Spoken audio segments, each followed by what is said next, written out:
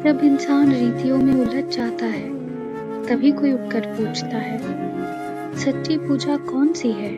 और आज यही प्रश्न प्यारे पिता गुरु नानक देव जी के सामने खड़ा था। गांव के मंदिर में भीड़ लगी थी। सभी लोग अपने अपने तरीके से पूजा कर रहे थे।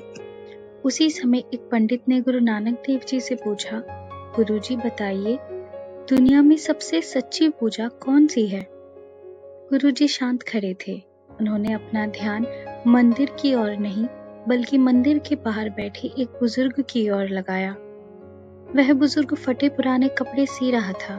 उसके पैरों में जूते नहीं थे, चेहरे पर थकान थी, लेकिन उसकी आंखों में सुकून था, पवित्रता थी। पंडित ने हैरानी से पूछा, गुरुजी, ये तो गरीब आदमी है, यह पूजा कैसे कर रहा है?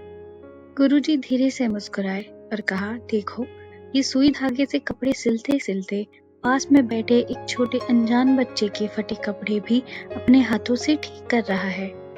पंडित जी, यह अपने लिए नहीं सिल रहा, यह उस बच्चे को ठंड से बचाने के लिए सिल रहा है।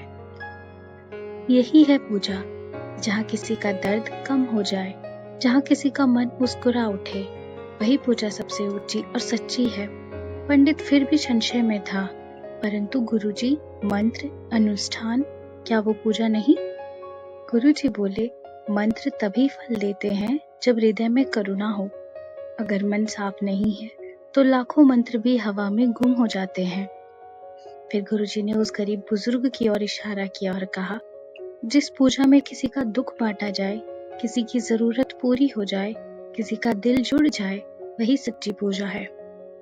और मंत्र तब तक अधूरे हैं जब तक किसी की भूख, किसी की ठंड, किसी का दर्द तुम्हें महसूस ना हो। ईश्वर उस आवाज में नहीं जहाँ भीड़ गाती है, ईश्वर उस खामोशी में है जहाँ कोई किसी का दर्द सुनता है। फिर पंडित ने कहा, गुरुजी, जब दुनिया अपना अपना सोचती है तो हम दूसरों की सेवा क्यों करें? गुरुजी बोले, क्योंकि जब तुम दूसरों की सेवा करते हो तो तुम उसी परमात्मा की सेवा करते हो जो हर जीव में बसा है। फिर पंडित ने कहा, गुरुजी, लोग कहते हैं कि वो प्रार्थना करते हैं लेकिन शांति नहीं मिलती।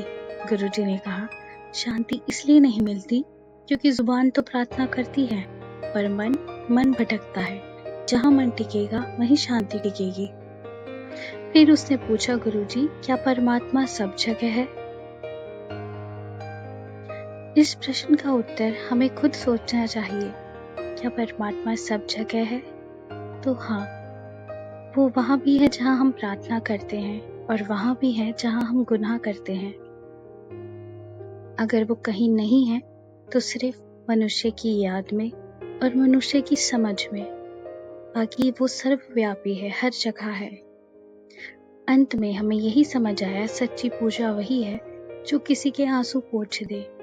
असली पूजा हाथों से नहीं, दिल से होती है, क्योंकि जो दिल से दिया जा सकता है वो हाथों से नहीं।